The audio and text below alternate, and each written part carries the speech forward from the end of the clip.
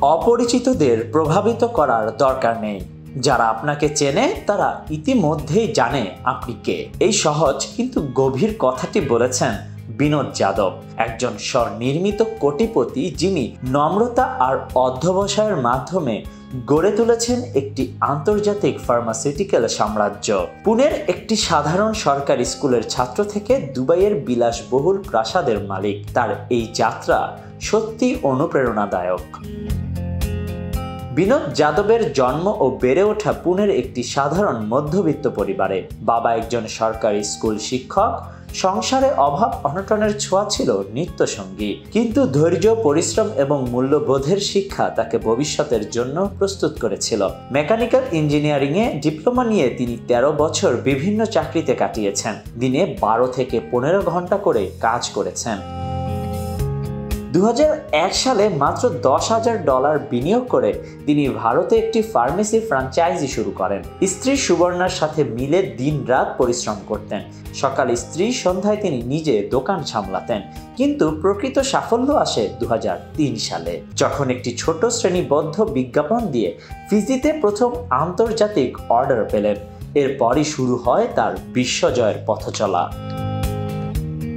ভারতের নিয়ম কানুনের সীমা দুবাইয়ে পা রাখেন। শারজাতে ছোট্ট অফিস থেকে শুরু করে আজ সাভা গ্রুপের নেতৃত্বে তিনি পরিচালনা করছেন ফার্মাসিউটিক্যাল, ভেটেরিনারি ও ভেষজ পণ্যের বিশাল নেটওয়ার্ক। 2024 সালে তার কোম্পানির নিট মুনাফা দাঁড়িয়েছে 368.72 মিলিয়ন দিরহামে।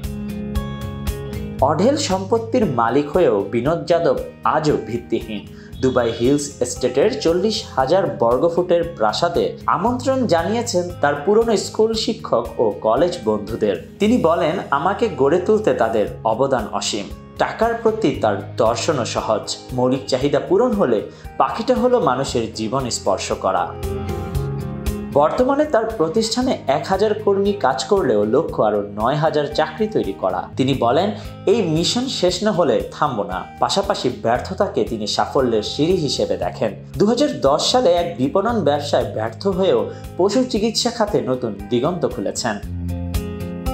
দুবাইকে তিনি তার জীবনের প্রতিফলন হিসেবে দেখেন। বালির টুকরো থেকে বিশ্বের বিস্ময়ে পরিণত হওয়ার গল্প। মহামারীতেও তার প্রাসাদ নির্মাণ থামেনি। ডিজিটাল অনুমোদন নিয়ে এগিয়েছেন। এখানকার সিস্টেমই আলাদা। স্ত্রী সুবর্ণাকে তিনি তার বাস্তবতার ঠেক বলে অভিহিত করেন। কর্মজীবনে ভারসাম্য রাখতে জন্মদিন বা বার্ষিকীতে পরিবারের পাশে থাকার চেষ্টা করেন। তার মতে, সম্পদ নয়, মানুষের জীবন বদলানোই আসল সাফল্য। বিনোদ যাদবের গল্প শর্টকাট বা জাঁকজমকের নয়, এটি অধ্যবসায়, নম্রতা ও দৃষ্টিভঙ্গির জয়গাথা। তার মতো স্বনির্মিতদের পথই প্রমাণ করে সততা ও পরিশ্রম আজও সবচেয়ে বড় বিনিয়োগ।